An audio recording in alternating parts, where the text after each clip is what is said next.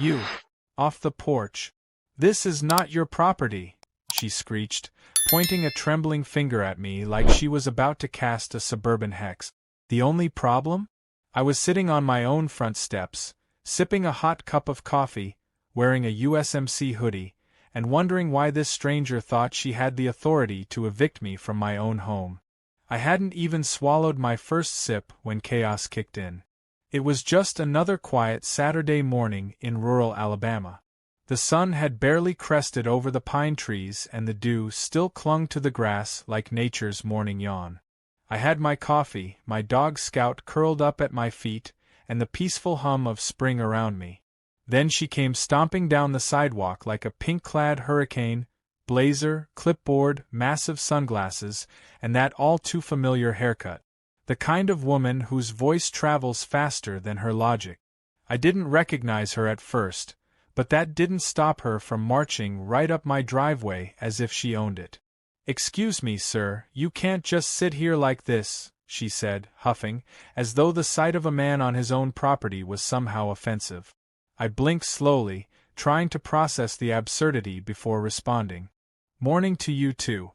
And I can't sit where exactly?" I gestured around. "On my porch." "This is a common-use community entry point," she snapped. "You're in violation of HOA Ordinance 12B, no loitering in shared zones." That was when I knew she was either completely delusional or had just graduated from the University of Make It Up As You Go. I tried not to laugh. "Ma'am," I said gently, "I built this porch with my own 2 hands. The lumber store still sends me holiday coupons. This is my house. There's no HOA here." She clicked her pen like it was a loaded weapon and brandished a sheet of paper toward me. It looked like something printed from a middle schooler's PowerPoint. Comic Sans font, clip art of a judge's gavel, and some random lines about community enhancement restrictions that had zero legal backing. "I am the interim president of the transition board," she said with pride, "and we are initiating compliance protocols." That sentence alone could have fueled an entire stand-up special. I took the paper, glanced at it, and handed it back. "There's no HOA. And even if there was, this isn't how it works. You don't just create one and start handing out fake fines." She stepped closer, voice rising. "You are non-compliant. I am issuing a verbal notice of removal. Please vacate the porch immediately." Scout, my old golden retriever, perked up his ears and gave a low growl. Even he sensed we were dealing with a special brand of crazy. I patted him on the head and stood up slowly. Not because I was intimidated, because I knew I needed to stay calm. Last thing I wanted was this woman trying to spin some tale to the police. "That's not going to happen," I said firmly. "You're trespassing, and if you don't step off my property in the next 10 seconds, I'll be calling the sheriff myself." She smirked. "Good. Call them. In fact, I'll do you one better." She whipped out her phone and put it on speaker. The man who answered sounded like he was elbow-deep in a bucket of motor oil. "Greg," she barked, "this is an emergency. That male is refusing to leave the entry porch. I need HOA enforcement at Lot 17. Now, I don't know what HOA enforcers look like in her fantasy world, but Greg sounded more like the kind of guy who sells radiator caps out of a van behind an auto shop. I raised my eyebrows. "On my way," he said gruffly. "Tell him we don't mess around." Karen, because of course that was her name, turned to me triumphantly. "See? Certified compliance officer is en route.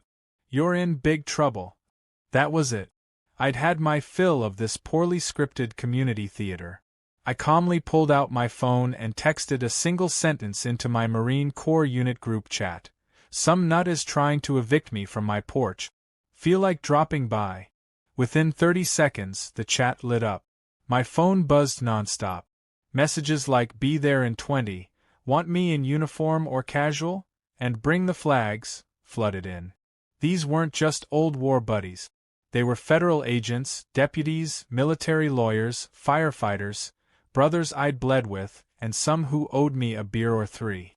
While Karen was busy taking pictures of my house and mumbling about non-regulation colors on flower pots, I leaned back on the porch, took another sip of coffee, and grinned. She had no idea what she had just stepped into. 15 minutes later, the first one rolled up, Jack. Tall, broad-shouldered, and still in full sheriff uniform after his morning shift. He got out of his cruiser, casually walked up the driveway, and gave me a bear hug before glancing over at Karen, who looked like she just swallowed a lemon. "Everything all right, brother?" he asked. "Just dealing with an HOA transition board," I said, adding finger quotes. Jack raised an eyebrow at Karen. "Ma'am, you got business here?" "I do," she said proudly. "I'm acting on behalf of the HOA. He's violating porch codes." Jack slowly took off his sunglasses. "There's no HOA here. This street never had one. And if you keep issuing fake compliance notices, you're going to end up in real legal trouble." Karen went pale.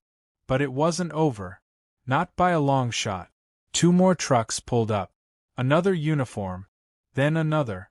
Before long, my quiet front yard looked like the pregame of a Marine Corps reunion, and Karen stood frozen in place, clutching her clipboard like a teddy bear during a thunderstorm. She had come to evict me from my porch. But my entire unit was about to show her exactly who she was messing with. By the time the morning haze lifted and sunlight poured across the yard, my porch had become the most unintentionally fortified front step in the entire county. Jack was still there, leaned casually against the railing, sipping coffee with his badge clipped neatly on his belt. My dog Scout had found a sunny spot and was snoring like a chainsaw in idle. You'd think that would be enough to make Karen reconsider, maybe apologize, maybe just quietly back away and move on with her life. But no, Karen wasn't the kind of woman who retreats. She was the kind who doubles down. And boy, did she double down. Around noon, I stepped out to retrieve my mail and found the neighborhood littered with poorly printed flyers taped to lampposts, trash cans, and even some cars. All of them had the same ridiculous header in bold red letters. Emergency HOA Meeting Community Violation at Lot 17. Beneath that was a grainy photo of me on my porch, coffee in hand, dog asleep beside me, with the caption, "Unauthorized Occupation of Community Entryway." I almost spit out my gum laughing. Karen had turned my peaceful Saturday morning into a full-blown smear campaign. I gathered up a few of the flyers and brought them back to the porch. Jack skimmed one and shook his head. "This lady's trying to go full dictator with a printer and zero actual authority." The funniest part wasn't even the content. It was the fact that the photo looked like it had been taken with a flip phone from 2007. You could barely make out my face. It looked like I was being accused of loitering in a grainy crime reenactment video. Karen must have stayed up all night creating these. Things got even more bizarre when her so-called certified compliance officer arrived. It was the same guy she'd called on the phone yesterday, Greg. He showed up in a beat-up sedan that still had a "for sale" sign in the window. He stepped out wearing a reflective vest, khaki cargo pants, and a ball cap that read "Security" in peeling letters. He carried a clipboard and walked with the exaggerated confidence of a man who'd just been given fake power. He didn't even glance at me as he strutted toward the porch. He cleared his throat like he was about to deliver a sermon. "Sir," he began, adjusting the cheap sunglasses on his nose, "you've been officially flagged for non-compliance with the Homeowners Association's Civic Guidelines, Section 3.2 regarding porch occupation and visual uniformity." I blinked. "Did you just say visual uniformity?" He nodded seriously. "Yes, sir. This porch doesn't comply with community harmony aesthetics." Jack let out a wheezing laugh and nearly spilled his coffee. "I'm sorry, did you just insult a Marine's porch design?" he said, walking forward with slow, deliberate steps. "Let me see some ID, Greg." Greg hesitated, then pulled a laminated card from his vest. It was a gym membership with his name scribbled in marker on the back. Jack stared at it for a moment, then looked back at me. "He's serious." "I'm not leaving," I said calmly. And unless you're about to issue me a violation from the Department of Make-Believe, I suggest you take your clipboard and head back to that lemon of a car before I call the real authorities. Greg stood there for another beat, looking at Karen across the street, who was filming everything on her phone.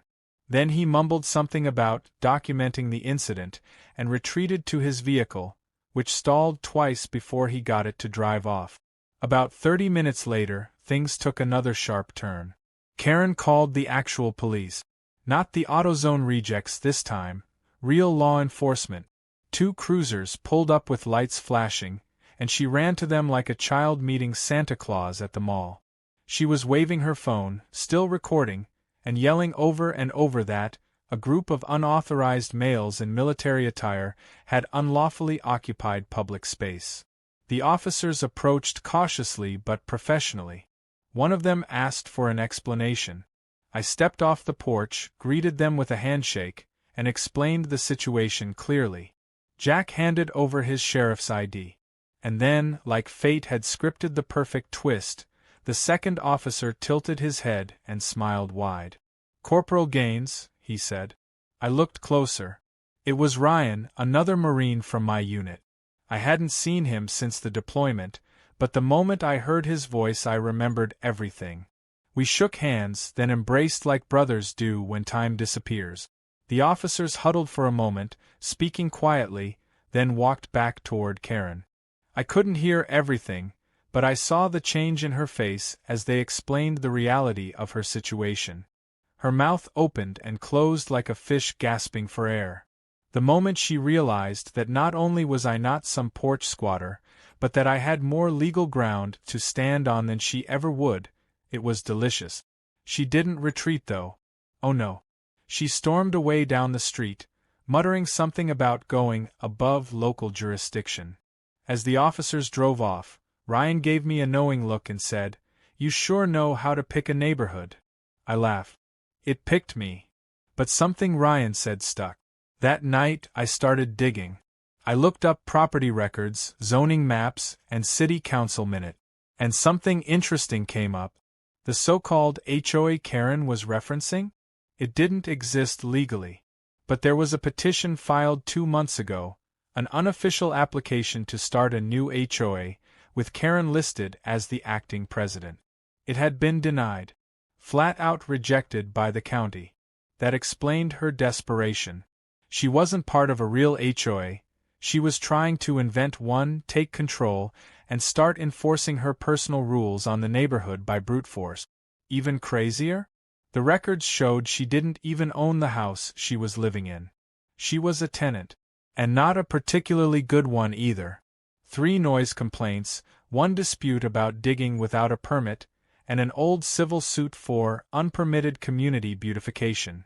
I sat back in my chair, phone still in hand, porch light buzzing softly above me. This wasn't about rules. This wasn't about porch colors or loitering. This was about power. Karen wanted to control people, and the only way she thought she could do that was by pretending she already did. And now she dragged in a whole squad of Marines. I smiled to myself. She had no clue what was coming next. The next morning, I woke up to the sound of hammering. Not from my house, not even from a neighbor doing construction. It was Karen. She was nailing wooden posts into the ground near the sidewalk, right on the edge of my property line. Curious, I stepped outside and watched from my porch with a cup of fresh coffee in hand. Scout followed me, yawning and stretching as if he already knew the day would be filled with nonsense. Karen was dressed like she was about to appear on a reality TV show about delusional neighborhood leaders. Bright purple visor, clipboard slung over her arm, and a t-shirt that said President, Founding HOA Committee. She had installed 3 wooden stakes, tied them together with red tape, and posted a laminated paper on the middle one. From a distance, I could already tell it was another one of her homemade flyers. As I approached, she held up her hand like a traffic cop. "This is a restricted zone now," she announced. "You're not allowed to interfere with official HOA boundary marking."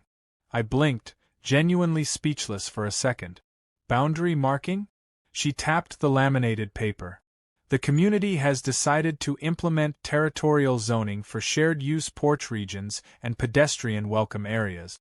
This porch has been marked as a conflict zone and is currently under review for public reassignment. I stared at her, then at the sad little triangle of tape tied between the stakes like a kindergarten science fair project. It took every ounce of strength not to burst into laughter. "Karen," I said calmly, "you do realize that you are building imaginary borders on property that doesn't belong to you?" She smirked. "As acting president of the pending HOA, I have the authority to make preliminary designations. This area will soon be integrated." "You can't integrate what you don't own," I said, but she just waved me off and marched back to her house with her clipboard, like a queen returning to her castle after declaring a siege. That was the final straw. I pulled out my phone and messaged the group chat again. "Operation Porch Shield is a go. Assemble." Within the hour, 3 more members of my old Marine unit rolled up, one by one. First came Mike, who now worked as a federal investigator. He brought donuts because of course he did. Then Tyler, a cybersecurity specialist who spent 10 years detecting fraud, arrived with a drone camera and a tripod. Finally, Evan, our former squad medic turned MP, showed up wearing his uniform and carrying a folding lawn chair. He set it up on the porch beside me and sat like we were at a tailgate party. Karen re-emerged from her house, stunned to see the porch had now transformed into a Marine reunion zone. 4 men in varying uniforms and badges, calmly drinking coffee and talking like it was a Sunday afternoon at a VFW picnic. Tyler's drone took off and buzzed quietly over the neighborhood, capturing aerial footage of Karen's stakes and her makeshift conflict zone. She came storming across the street again, fuming. "You can't gather like this without HOA clearance," she shouted. "You're making the neighbors feel unsafe." "Which neighbors?" I asked. "The ones who waved and brought us muffins? Or the ones laughing at your flyers on the community Facebook page?" Karen's face turned crimson. "You're staging a military intimidation tactic. This is coercion." Mike stood up and calmly pulled out a folder. "You've been issuing fraudulent notices, trespassing, impersonating an authority figure, and attempting to enforce laws that don't exist. Want me to show you what a real federal violation looks like?" Karen stumbled backward, clearly shaken. "This isn't over," she muttered. "You'll be hearing from my legal advisor." "Oh," said Evan, standing up. "Tell him to stop by. We'll be here. All day." Karen stormed off again, this time visibly rattled. We all shared a laugh, then went back to drinking coffee and catching up. But this wasn't just a show of force. It was a reminder that when people try to bully others with lies and fake authority, there's always a point where the truth comes roaring in, and this time, it came in with uniforms, credentials, and calm defiance. Later that afternoon, Karen returned with a new plan. This time, she brought Greg again, the so-called compliance officer, along with a new partner, some guy in khakis and a golf shirt who looked like he'd been dragged out of a barbecue. Greg once again wore his reflective vest and carried his infamous clipboard. The new guy had a camera and started filming from across the street. "This is an official recording of a neighborhood violation," Greg announced. "These men are unlawfully occupying a disputed area and are now subject to a porch shutdown order." I stood up slowly, walked to the edge of my property, and held up my phone. "Do you really want to go on camera again, Greg? Because last time didn't end well for you." Then I turned the camera on him. Greg hesitated. His partner lowered the camera. Mike stood beside me and calmly pulled out a printed cease and desist letter, already prepared based on Karen's flyers and previous impersonation. "By recording and threatening enforcement action under a non-existent authority," Mike said, "you're violating state impersonation laws and entering harassment territory. This letter outlines the legal consequences. If you don't leave now, we'll call the sheriff." Again. Greg turned to Karen, who had stayed a few feet back. "You said this was legit," he muttered. Karen shouted, "Stand your ground. This is about order." But Greg and his friend didn't want any part of it anymore. They turned around, muttering apologies, and left. Karen stood alone, flustered, yelling at no one in particular. For the first time, she looked like she knew the hill she was defending wasn't just crumbling, it had never existed in the first place. The final laugh came not from us, but from fate. As Karen turned to head home, she realized her car, parked half on my lawn and half in front of a clearly marked fire hydrant, was being hooked up by a real city tow truck. One of the neighbors, a retired firefighter, had called it in. We watched as the tow truck driver shrugged at Karen's protest and flipped on the winch. The car was hoisted up and rolled away down the street as she screamed after it. "This is harassment. This is illegal," she cried. The tow truck driver didn't even respond. Just drove away slowly as Karen stood there like someone who just lost the final piece of her imaginary empire. The silence afterward was thick with poetic justice. As the sun dipped low in the sky and the last of the day's tension faded, I looked around at my brothers, my porch, and the peaceful stretch of land I called home. Karen had tried to claim it, control it, twist it into something she could rule, but instead, she built herself a stage for public humiliation. And the curtain had just dropped. The neighborhood felt different after the incident with the tow truck. People who had been quietly observing from behind curtains were now waving when they walked past, some stopping by just to say they appreciated what we were doing. One older couple even brought over a peach cobbler with a note that read, "Thank you for defending the porch." It was funny how something as simple as sitting on a porch had become a line in the sand. For Karen, it had been a battle of control. For the rest of us, it was a reminder of what happens when you try to push good people around with fake power and a cheap clipboard. But Karen wasn't done yet. I knew it the second I saw a white envelope tucked into my mailbox the next morning. It was stamped with big bold letters, "Legal Notice." Inside was a printout of a complaint Karen had filed with the local small claims court.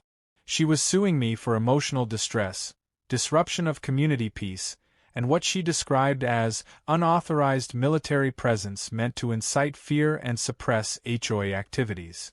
The part that really made me laugh was her asking for $15,000 in damages and mandatory porch relocation. It was like she thought my steps could be airlifted to a more compliant household.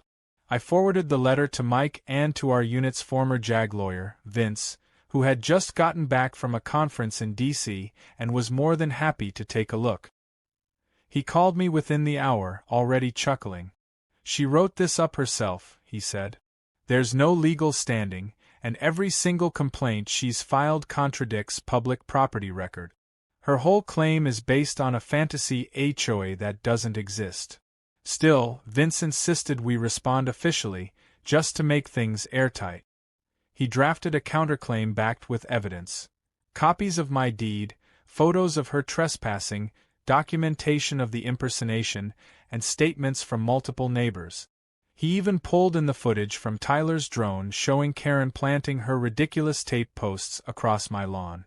The icing on the cake was a screenshot from a community Facebook group where Karen admitted in a comment that the HOA was still in early planning stages. Vince printed that out, highlighted it, and clipped it to the top of the file. We sent everything over, and within 3 days the court rejected her complaint. No hearing. No chance to appeal. Karen had filed under her full name, and the judge's note on the ruling was clear. No evidence of a legal homeowners association or actionable violation of rights. Respondent owns the property in question. I expected Karen to retreat after that. Most people would. But she came back louder. This time, she wasn't alone. She had tried to rally a few neighbors to her side. 3 households, all recent transplants who hadn't figured out Karen's game yet. They stood on the sidewalk with handmade signs that read things like "End Porch Occupation" and "Protect Our HOA Vision." It looked less like a protest and more like an awkward picnic where nobody brought snack. One of the signs was written in glitter pen. Another spelled "Neighborhood" wrong. I sat on the porch with Mike and Vince, watching the small group try to chant. They weren't particularly loud.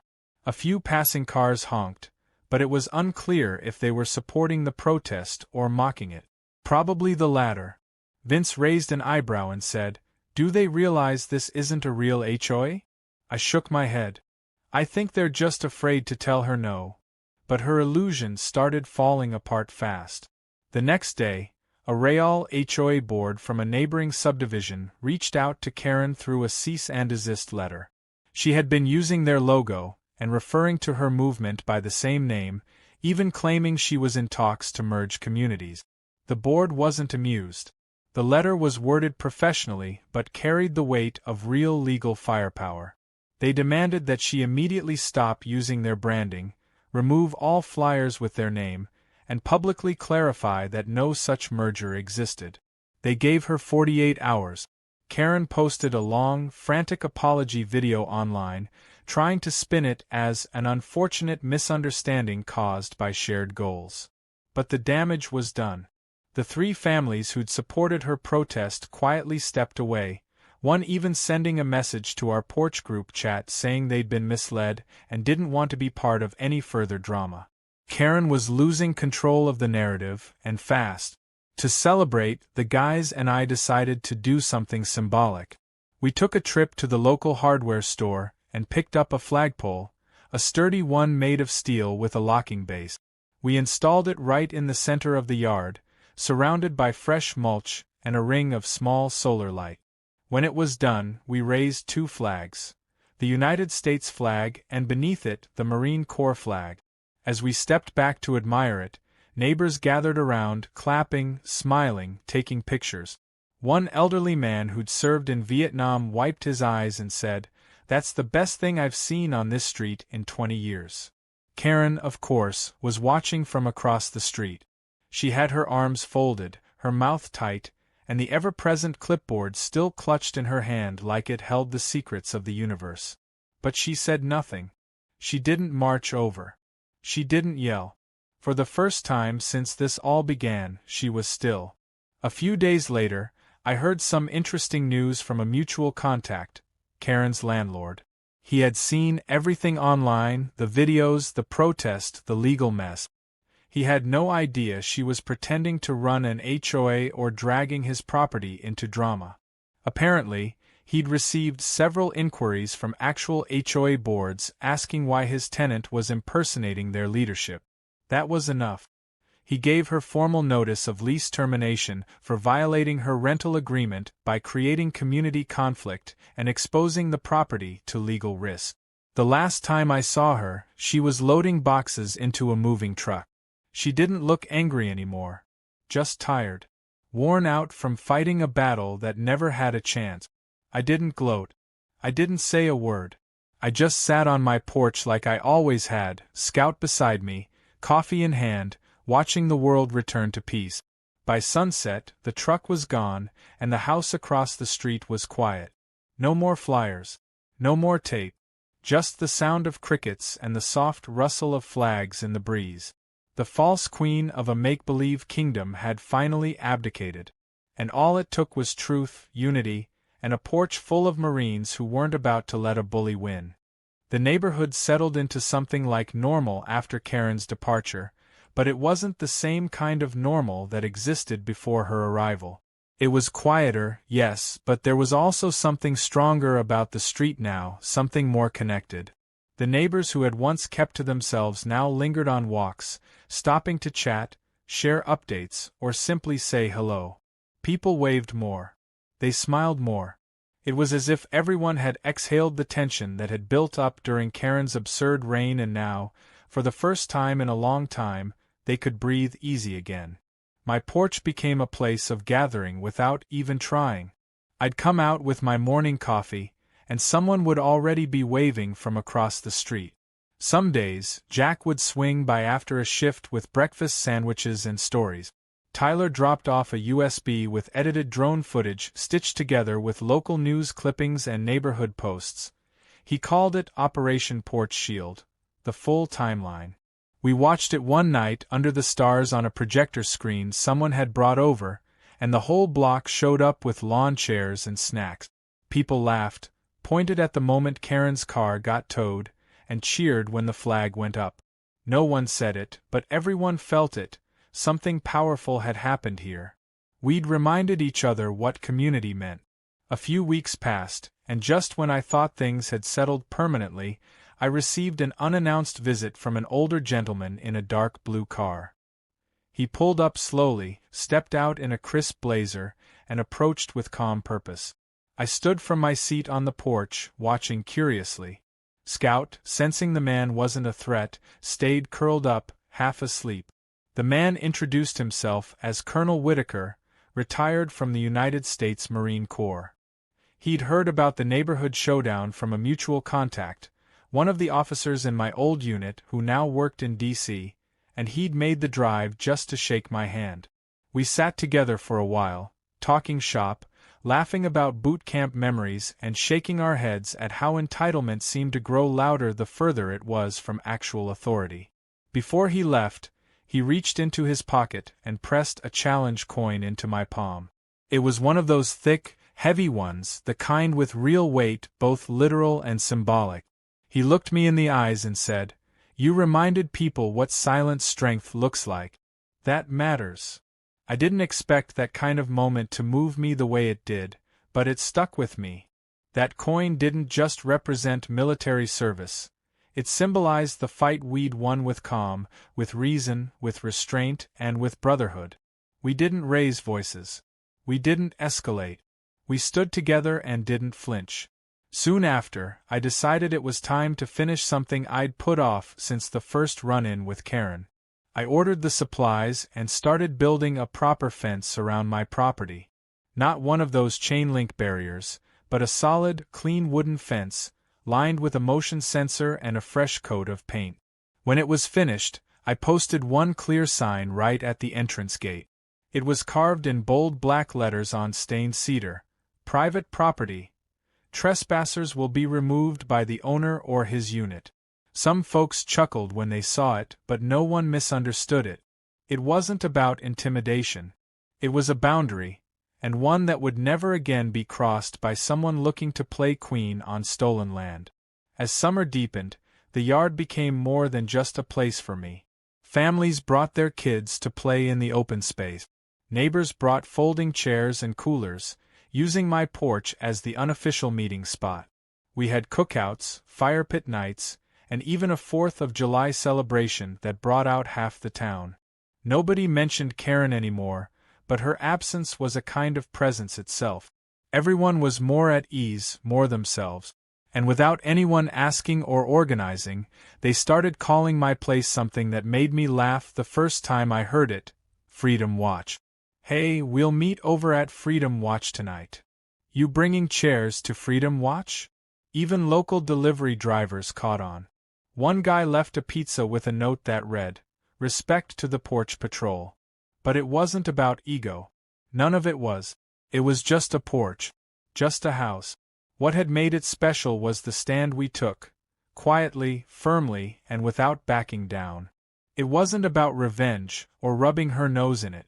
We never needed to stoop to her level. That's what made the difference. We simply stood our ground until the storm passed.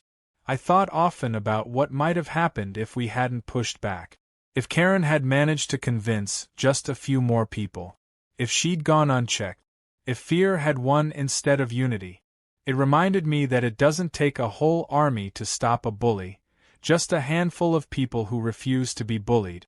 One evening, as the sun was dropping low and the sky was painted orange and gold, I found myself back on that porch, alone this time, sipping the same coffee I'd had the morning this all began. Scout lay at my feet, old and content, watching the trees sway. The flags flapped gently above. The porch light clicked on with the dusk. It was peaceful, strong, home. There was no drama anymore. No shouting. No flyers. No imaginary laws being stuffed into mailboxes. Just quiet strength and the occasional laugh from down the street. Every now and then, a new neighbor would move in and ask about the flagpole or the sign at the gate, and someone would always tell the story. It had become neighborhood lore. The time a woman tried to take a porch, and instead built a legend. The time Marines returned not with weapons, but with chairs and coffee and calm resolve. As I sat there, watching the day slip into night, I felt something deep in my chest. Not pride exactly, but something more grounded. Gratitude. For my brothers. For the people around me. For the simple power of truth. And for that stubborn little porch that stood through it all. So I leaned back in my chair, stretched out my legs, and let the quiet wrap around me like a well-worn blanket. And with the last rays of sunlight glinting off the Marine Corps emblem in the flag above me, I raised my cup and whispered to no one in particular, "Some folks really do learn the hard way." Then I took a slow sip and smiled.